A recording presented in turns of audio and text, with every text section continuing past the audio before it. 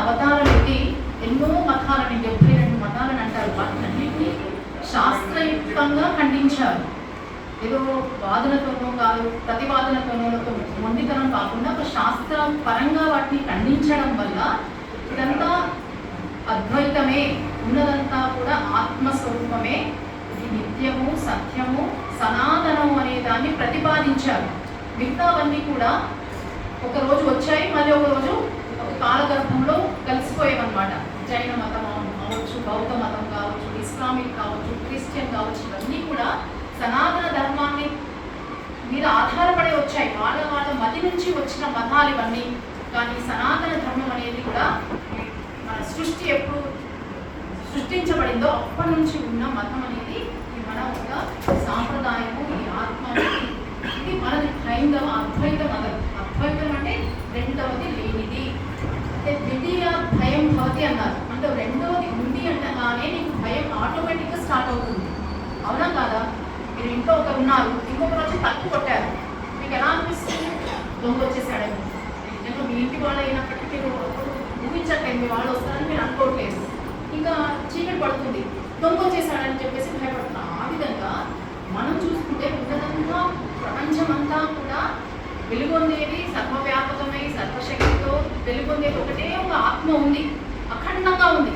కానీ దాన్ని ఏం చేశారు అంటే విభజించి వాళ్ళ మతికి ఎలా తోచిందో ఆ విధంగా శైవులని, త్రైపులని, శాక్తేయులని, వైష్ణవులని వాళ్ళకు విభజింపబడింది.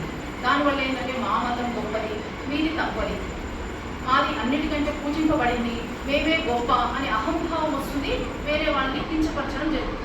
దీంట్లో ఏమాత్రం మనశ్శాంతి ఉంటుందంటే ఇలా మనం విభజించినప్పుడు, ఒకరి తక్కువ చేసినప్పుడు, మనం గొప్పగా అహంకారపూరితమై ఉన్నప్పుడు మన మనస్సు ఎలా ఉంటుందో ఎవరికి వాళ్ళే ఊహించుకోవాలి. ఎలా ఉంటుంది? మనశ్శాంతి ఉండదు కదా. మరి ఆత్మ అనేది శాంతి స్వరూపము, శక్తి స్వరూపము, ఆనంద స్వరూపము. మనకు కావాల్సింది అదే, కానీ మనం విభజించుకుంటూ పోతున్నాం. అయితే అది కాదు. ఉన్నదనేది విభజింపబడనిది, అఖండమైనది, ఆత్మస్వరూపమైనది. అది ఉన్నది ఒకటే. అది సర్వం కల్పితం బ్రహ్మ, ఏకం ఏవ అద్వితీయం అని చెప్పేసి అణువు నుంచి మొదలుపెట్టి బ్రహ్మ వరకు కూడా వ్యాపించివై ఉన్నది. సకల దేవతల్లో ఉన్న చైతన్యం అదే, మన మానవలో ఉన్నది అదే, పశుపక్షాల్లో ఉన్నది కూడా అదే అనమాట.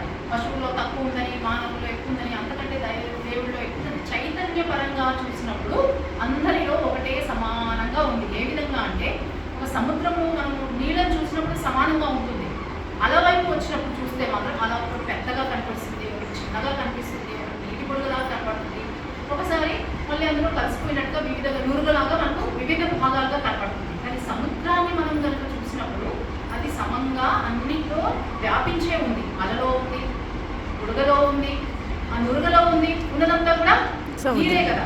ఆ విధంగా మన అందరిలో వ్యాపించి ఉన్న చైతన్యం ఒక్కటే అని తను శాస్త్రపరంగా, అనుభవపరంగా ఒప్పించి మెప్పించిన వ్యక్తి ఆదిశంకరాచార్యులు. అలాంటి వారిని మనం ఈ సందర్భంగా ఈ మంచి తరుణంలో ఆయన తలుచుకొని ఆయన శాస్త్రాంగ నమస్కారం చేయడం తప్పించి మనం ఇంకా వేరే చేయవలసింది ఏమీ లేదు. ఆయన చెప్పి మనం మంచిగా పట్టుకోవాలి, దాన్ని వక్రీకరించి ఇంకో రకంగా మన మతికి తగ్గట్టుగా పట్టుకోకూడదు. అదే జరుగుతుంది అనమాట. జరగడం వల్లనే ఇవన్నీ విభేదాలు వస్తున్నాయి. మా గుడి పెద్దది, అక్కడ గుడికి వెళ్తే చాలా పవర్ఫుల్, అక్కడికి వెళ్తే చాలా కోరికలు తీరుతాయి, ఇక్కడికి వెళ్తే ఏమి జరగదు, అక్కడికి వెళ్ళని, ఇవన్నీ కూడా ఎవరికి వాళ్ళు భగవంతుడు అనేది అందరికీ సమానంగా చూస్తున్నారా లేదా చెప్పండి? ప్రకృతి సమానంగా ఇస్తుందా లేదా? మనకు వెలుగు, వాయువు, అగ్ని, నీరు అనేది సమానంగా ఉందా లేదా?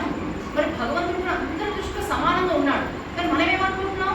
ఈ భగవంతుడు గొప్పవాడు, అక్కడ గుడి చిన్నది, అది పెద్దది, అక్కడ అలంకారాలు బాగా చేస్తారు, ఇక్కడికి వెళ్తే వెంటనే పిల్లలు సంతానం కలుగుతుంది, ఆ గుడికి వెళ్తే వెంటనే వీసా వచ్చేస్తుంది అని ఎవరెవరి మధ్య నుంచి పుట్టుకొచ్చాయి చెప్పండి? మన మధ్య కదా. అవునా కాదు? మరి వాటిని మనం తగ్గి అలా చెప్పారు ఎక్కడన్నా? ఏ శాస్త్రంలో చెప్పిందా? ఉపనిషత్తు చెప్పిందా? మనం భక్తిపూర్వకంగా భగవంతుడికి కృతజ్ఞతాపూర్వకంగా ఉండి మనము ఒక భక్తుల్లాగా వెళ్ళి దానికి దాసోహం చేయాలి. మనకు అన్నీ ఇచ్చాడు భగవంతుడు. ప్రకృతిని ఇచ్చింది. ఒక నిమిషం గాలి ఆగిపోతే మనం ఉండగలుగుతామా? ఒక నిమిషం కరెంట్ పోతే మనం ఆగలుగుతామా? చెప్పండి. మరి ఆ కృతజ్ఞత తెలపడానికి ఫస్ట్ మొదట్లో మనకి విగ్రహం అనేది నిగ్రహం కలగడానికి ప్రతిపాదించబడింది. అయితే విగ్రహం దాడిన తర్వాత మళ్ళీ మనుషులాగా ఉండొద్దని చెప్పట్లేదు. విగ్రహం దగ్గర ఏ విధంగా భక్తిపూర్వకంగా ఉంటున్నావో దాటితే కూడా, గడప దాటితే కూడా ప్రతి ఒక్కరిలో, మనుషులలో, పశువులలో, పక్షులలో ఆత్మ చైతన్యాన్ని చూసినప్పుడు మాత్రమే నువ్వు ఆనందంగా ఉండగలిగే పరిస్థితి ఉంటుంది. అవునా కాదా? మనం ఇక్కడికి వచ్చి మా కొడుకు మంచిగా ఉండాలి, కొడుకు మంచి ఉద్యోగం రావాలి, వివాహం కావాలి, మునిమన్మలు కావాలని మొక్కుతున్నాం. బయటకు వెళ్ళగానే అడుక్కుని తినవడం, వాడికి ఒక 10 పరిస్థితి ఇవ్వడానికి మనకి ధైర్యం కావట్లేదు. వచ్చుగా ఏమైతే లక్షల కోట్లు ఉన్నాయి, 10 రూపాయలు దాని ఇస్తే కష్టం కాదు కదా. ఇక్కడ ఇన్ని మొక్కుకున్నాం, ఇన్ని కావాలనుకున్నాం, దేవుడి గుండిలో ₹1,00,000 ఇస్తాను, నా కోరిక తీరితే అని చెప్పావు, కిరీటం చేయిస్తామన్నావు. కానీ అక్కడ మాత్రం అక్కడ మానవత్వం కరువైపోతుంది. అదే కాదు, అందరికీ చూడండి ఆయన పరిస్థితి ఏమిటో, పూర్వజన్మలో ఆయన వరకు దానం ఇవ్వకపోవడం వల్ల ఈ గతి వచ్చింది కావచ్చు. ఆయనకి పొట్ట ఉంటుంది, ఆయనకు ఆకలేసినప్పుడు తినాలి అనే విషయాన్ని మనం గ్రహించుకొని ఒక ఎదుటి వ్యక్తికి ఒక 10 రూపాయలైనా సహాయం చేసే మనస్తత్వాన్ని మనం పెంచుకోవాలి. కానీ నేను గుడికి వెళ్ళి మొక్కాను, ఇన్ని కొబ్బరికాయలు కొడతానన్నాను, అన్ని కొబ్బరికాయలు కొడతానన్నాను, మొక్కు తీర్చుకున్నాను, నేనే బాగా తీర్చుకున్నాననే భావం పెట్టుకోమని చెప్పలేదండి శాస్త్రం ఎక్కడ కూడా. గురువులు కూడా మన మతి నుంచి మనం సృష్టించుకొని విభేదాలు సృష్టించుకొని రకరకాలుగా ప్రవర్తిస్తున్నాం. అవునా కాదా? చెప్పండి. అంటే ఈ ఆధ్యాత్మికంలో ఆత్మతత్వం తెలుసుకున్న వాళ్ళు అలా బిహేవ్ చేయరు. కానీ తెలుసుకున్నప్పుడు మొదట్లో ఉన్న వాళ్ళందరం కూడా అలాగే, నేను కూడా అలాగే ఉన్నాను. ఈ ఆశ్రమానికి రావడంలో నా భావాలన్నీ డిఫరెంట్గా ఉండేవి. దేవుడు అంటే మరి అందరూ ఒకటే రకంగా ఉండాలి కదా, అందరికీ ధనధాన్యాలు ఒకటే రకంగా ఉండాలి కదా. ఒకసారి కృష్ణుడని కృష్ణాష్టమి జరుపుకుంటారు, ఒకసారి శ్రీరామనవమి అని జరుపుకుంటారు, ఒకసారి వినాయకుడు అని జరుపుకుంటారు. అసలు ఏంటి ఇంతమంది దేవుళ్ళు ఉన్నారా? మనం చిన్నప్పుడు చదువుకున్న దేవుడు ఒక్కడే అని చదువుకున్నాము, ఇప్పుడేమో ఇన్ని రకాలుగా చేస్తున్నాం. మరి శ్రీరామనవమికి వెళ్ళకపోతే ఏమైనా రాముడికి కోపం వస్తా, కృష్ణాష్టమి జరగకపోతే కృష్ణుడికి ఏమైనా కోపం వస్తా, ఏది ఎక్కువ చేస్తే ఎక్కువ ఫలితం వస్తుంది. ఇలా రకరకాల భావాలు ఉండేవి నాకు. కానీ అవి మెల్లిమెల్లిగా ఏంటి ఆధ్యాత్మికంలో ఉపనిషత్స్ వినడం వల్ల, స్వామి వారి పుణ్యం వల్ల ఏకత్వంకి వచ్చాను. ఎందులో అయినా ఏ దేవుణ్ణి మొక్కినా అందులో ఉన్న చైతన్యం ఒకటి, కేశవం ప్రతిదర్శకుడు. ప్రతి ఏ దేవునైనా మొక్కు, అందులో వెళ్ళేది మాత్రం ఆ పరమాత్మ తత్వానికే వెళ్తుంది అనే భావం కలిగింది. అందులో ఒక చైతన్యం ఒక్కటే. మనం ఎలా వెళ్తాము అంటే గుడికి ఒక భక్తుడిలాగా వెళ్ళాం, ఒక తల్లిగా, ఒక భార్యగా, ఒక భర్తగా, ఇంకొక సోదరిగా. ఇప్పుడు మా చెల్లికి అనారోగ్యం బాగాలేదు, మంచిగా చేయి దేవుడా, నా కొడుకుకి ఆపద వచ్చింది కాబట్టి నేను తల్లిగా, కూతురికి ఏమైనా వస్తే మళ్ళీ ఒక తల్లిగా, ఆ విధంగా కాకుండా ఒక భక్తుడిలాగా. భగవద్గీత చెప్పింది, అద్వేష్ట సర్వభూతాన మైత్ర కరుణ ఏవచ్చాను తుల్యనింద మమ్మీ సంతుష్టో ఏనకేనచి అనివేద స్థిరం మతి కలిగి, పొగిడినా నీకు తిట్టినా నువ్వు ఒకే విధమైన విహారం లేకుండా ఉన్నట్టు మాత్రమే నువ్వు భక్తుడుగా అనిపించుకుంటావు. శీతోష్ణ సుఖాన్ని ఓర్చుకున్నప్పుడే నిజమైన భక్తుడని 12వ అధ్యాయం మరి 7-8 శ్లోకాల్లో భక్తుడి లక్షణాల గురించి 25 లక్షణాలు చెప్పారు. అందులో ఒక్క లక్షణం కూడా నువ్వు అలవర్చుకోకుండా నేను భక్తుడిని అని బొట్టు పెట్టుకొని నీకు నువ్వే కనుక కృష్ణ భక్తుడిని, రామ భక్తుడిని, అమ్మవారి భక్తుడిని నీకు నువ్వే డిక్లేర్ చేసుకోవడం కరెక్ట్ కాదు కదా. అవునా కదా? మనం డిక్లేర్ చేసుకుంటాం మేము అమ్మవారి భక్తులం అంటే. ఈరోజు శుక్రవారం వెళ్తాము, నల్ల చీర కట్టుకుంటాము, లలిత పారాయణం చేస్తాము, అమ్మవారి మాకన్నీ బాగానే జరుగుతుంది. శనివారం రాగానే మనం ఇంకొక పసుపు రంగు వేసుకొని ఈరోజు మేము ఉపవాసం, శనివారం తినము, నాన్ వెజ్. ఈరోజు విష్ణు సహస్రనామం పారాయణం చేస్తాము. ఈరోజు అలా అక్కడ చెప్పిందండి ఏ శాస్త్రమైనా శనివారమే దేవుడు ఉన్నాడా, మిగతా 6 రోజులు దేవుడు లేడా, 6 రోజులు సూర్యుడు ప్రకాశం ఇవ్వట్లేదా, గాలి వీచట్లేదా? అదంతా భగవతత్వం కాబట్టి ఇవన్నీ కొంచెం మూఢనమ్మకాలు మనలో తగ్గి ప్రతి క్షణము మనం అనుభవిస్తున్నామంటే అది ఆత్మస్వరూపమే, అది పరమాత్మ అనే భావం మనకు కలగాలి, విశాల దృక్పథం అనేది ఏర్పడాలి. ఇంకొకటి ఏంటంటే మనం దేహమే అని అనుకుంటున్నాం. దేహం ఎంత ఉంది? 5 feet 6 feet మ్యాక్సిమం. అలా ఉన్నప్పుడు నువ్వు అంతకే పరిమితం అవ్వకుండా ఈ హాల్లో ఉన్న విషయాలు తెలుసుకుంటున్నావు, క్యాంప్ తిరుగుతుందని తెలుసుకుంటున్నావు, మనుషులు వస్తున్నారు తెలుసుకుంటున్నావు, బయట ప్రపంచం ఉందని తెలుస్తున్నావు, అమెరికాలో ఇంకొకటి ఏదో తెలుస్తుంది, ఇరాన్ యుద్ధం జరుగుతుంది, అన్నీ తెలుసుకుంటున్నావు కదా. అంటే నువ్వు ఎవరు మన దేహం అంటే ఇక్కడికే ఉండిపోవాలి కదా. అంటే నీలో ఇంకొకటి తెలుసుకునే శక్తి ఉందని అర్థమవుతుంది కదా. అర్థమవుతుందా లేదా? లేకపోతే ఎందుకు తెలుసుకుంటాం చెప్పండి? అక్కడ ఎవరో చనిపోతే అమెరికా చనిపోతే మనం ఇక్కడ తెలుసుకోవచ్చు కదా. మనం బాధపడుతున్నాంగా, మన వాళ్ళైతే అత్యంగా బాధపడతాం, వేరే వాళ్ళైతే ఉదాసీనంగా ఉంటాం. అవునా కాదు? ఇది కాకుండా మనం ఈ దేహానికే పరిమితం లేము. ఈ పాంచభౌతికతో ఒకరోజు వచ్చింది, ఇది ఒకరోజు మట్టిలో కలిసిపోతుంది. ఒక స్వామి చాలా చమత్కారంగా చెప్పారన్నమాట. చావు ఇదే తేడా. కాబట్టి ఈ చిన్న గ్యాప్లో మనం లేనివన్నీ సృష్టించుకొని ఎన్నో విభేదాలు చేసుకొని ఎన్నో మతపరమైనవి కావచ్చు, వ్యక్తిగతపరమైనవి కావచ్చు, మానసికపరమైనవి కావచ్చు, కులాలని, వర్ణాలని, ఆశ్రమాలని, ఎన్నో రకాలు ధన సంబంధమైన విభేదాలన్నీ కల్పించేసుకుంటున్నాం. ఇవన్నీ ఏ రోజైనా శాశ్వతంగా ఉంటాయండి? ఏదైనా ఉండబోతుందో మనం అనుకునేవన్నీ కూడా. నాకు ఈరోజు ఇంకా నేను ఇంత డబ్బు సంపాదిస్తున్నాను, నాకు బ్యాంక్ బ్యాలెన్స్ బాగానే ఉంది, నేను ఇన్సూరెన్స్ కూడా కట్టాను, స్టాక్ మార్కెట్లో ఇన్వెస్ట్ చేశాను, మా కొడుకు కోడలు అమెరికాలో మంచిగా సంపాదిస్తున్నారు, నాకు 4-5 కోట్ల ఇల్లు ఉంది. ఇవన్నీ నీకేమైనా భద్రత కల్పిస్తున్నాయా?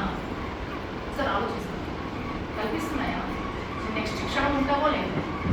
ఆత్మ సంతృప్తిగా ఉంటున్నావా?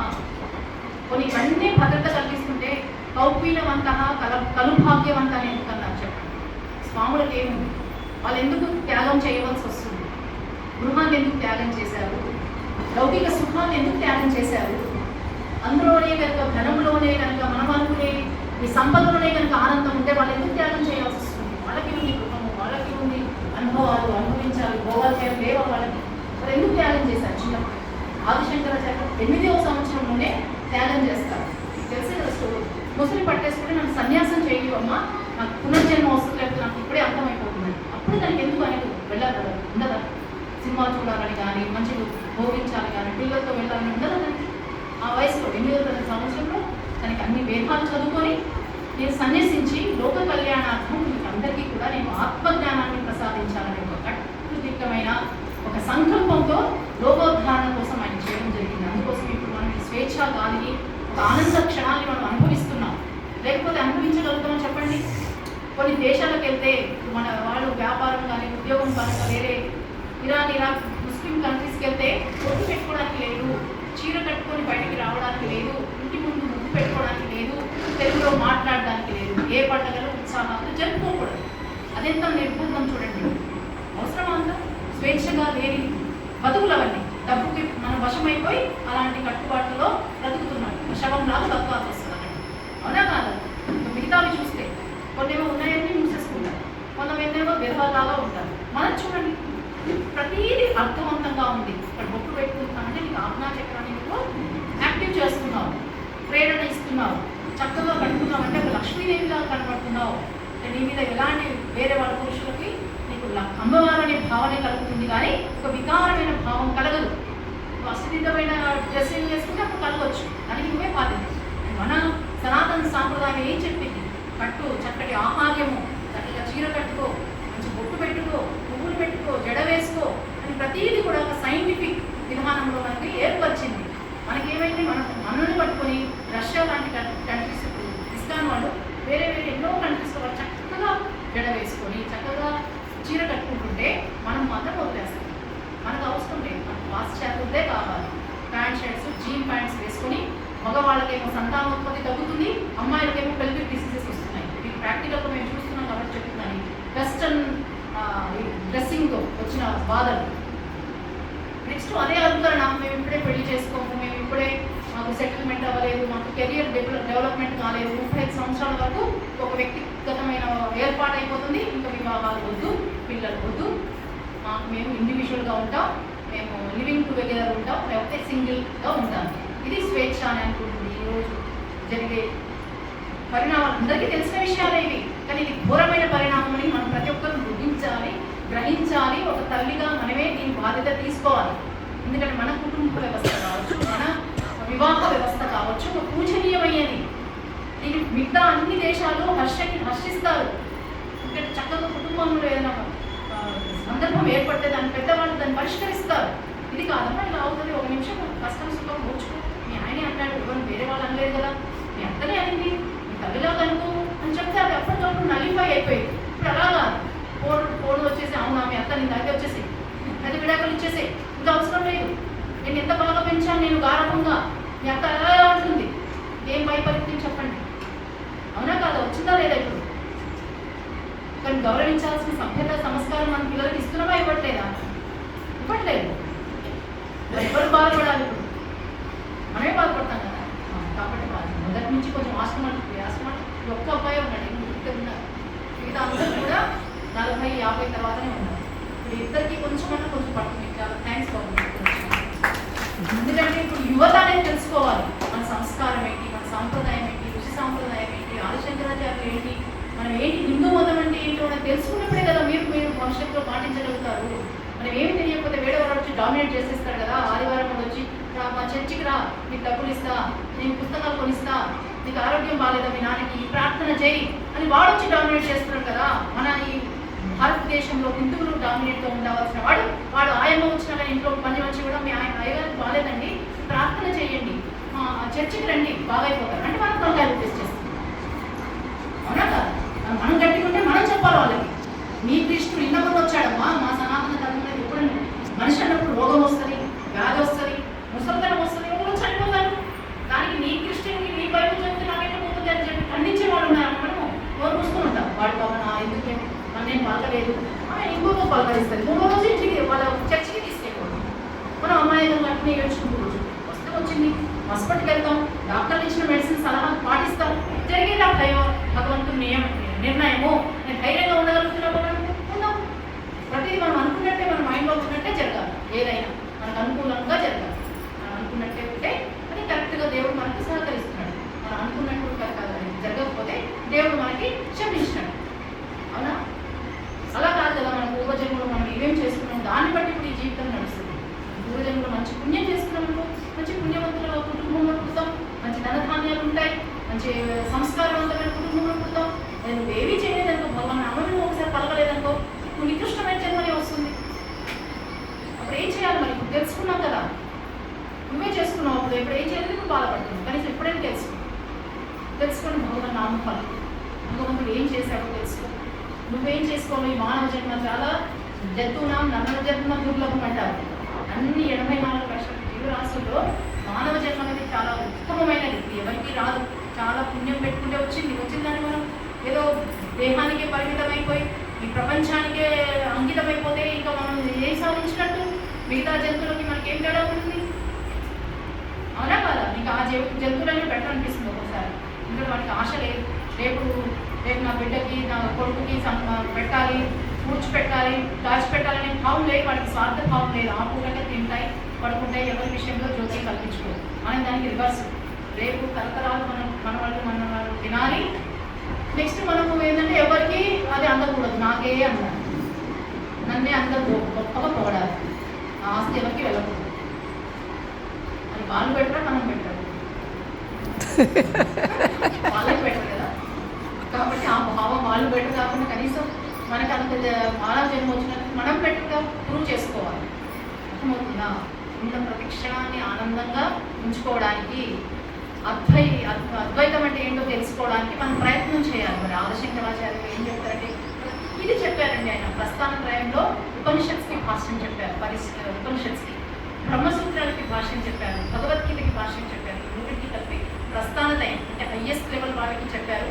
మళ్ళీ అలా చెప్పుకుని భజ గోవిందం, గోవిందుని భజించండి. నీకు ఏది కూడా చనిపోయేటప్పుడు ఏది ఎదురు రాదు, ఏది నీకు యముడు వచ్చి పడ్డాడంటే నీ ధనము, ధాన్యము, నీ జనము, నీ పేరు, ప్రతిష్ట ఏది కాపాడదు, ఆ భగవన్ నామం మాత్రమే కాపాడుతుందని ఆ భగవద్ భజ గోవిందంలో చెప్పారు. సింపుల్గా చెప్పారు. ఆ తర్వాత మనీషా పంచకమని, జాగ్రత్త పంచకమని 5 శ్లోకాల్లో చెప్పారు. చిన్నగా చెప్తే నేను అంత పెద్ద చదవలేరు, ఈ కలికాలంలో వీళ్ళకి ఓపిక తక్కువ అని చెప్పేసి స్వామీజీ అన్ని రకాలుగా ఆలోచించాలని మన గురించి అనిపిస్తుంది. ఒక శ్లోకంలో చెప్పారు మొత్తం వేదాంత శాస్త్రాలంతా కూడా. బ్రహ్మ సత్యం జగన్మిథ్య అని చెప్పి ఒక స్లోగన్ ఇచ్చేశారు. ఇది కనిపించే ప్రపంచం అంతా కూడా ఇంత విస్తారంగా కనబడుతుంది కదా, ఇదంతా పంచతో ఉంది.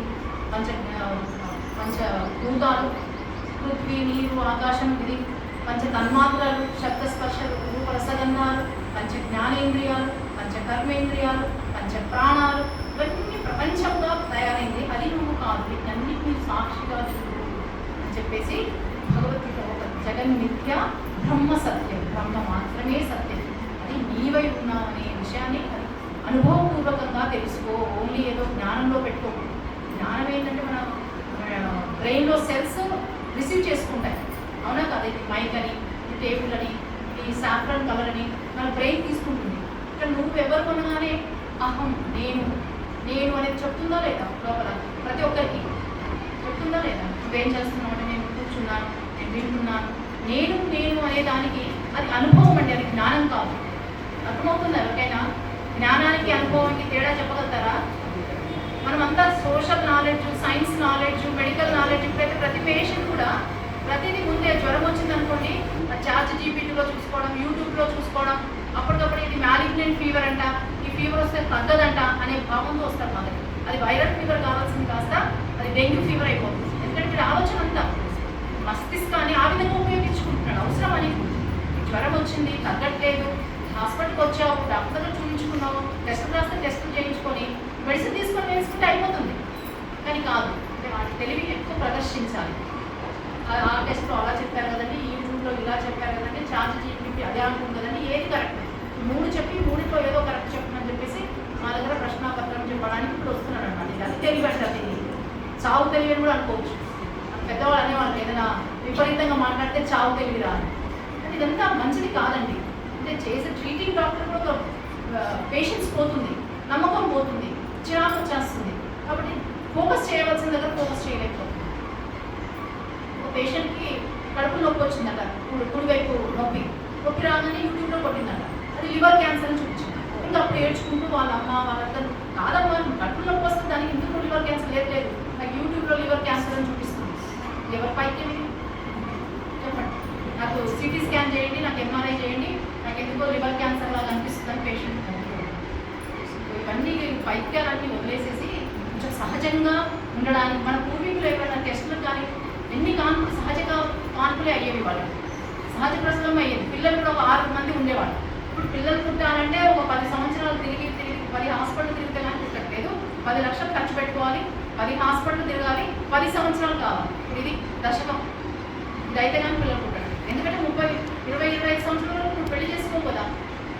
30 సంవత్సరాలు పెళ్లి చేసుకున్నామని స్పృహ వాళ్ళ బాధలు వీళ్ళ బాధలు తట్టుకోలేక మీకు అప్పుడు ఏదో వైరాగ్యం వచ్చి అప్పుడు పెళ్లి చేసుకుంటే కావాల్సిన సంతానం ఉత్పత్తి అవ్వట్లేదు. ప్రాక్టికల్గా జరుగుతుంది. నేను ఇది ఎగ్జాగరేట్ చేయట్లేదు, ఉన్న విషయం జరుగుతుంది. మన హిందూ సమాజం తగ్గిపోతుంది.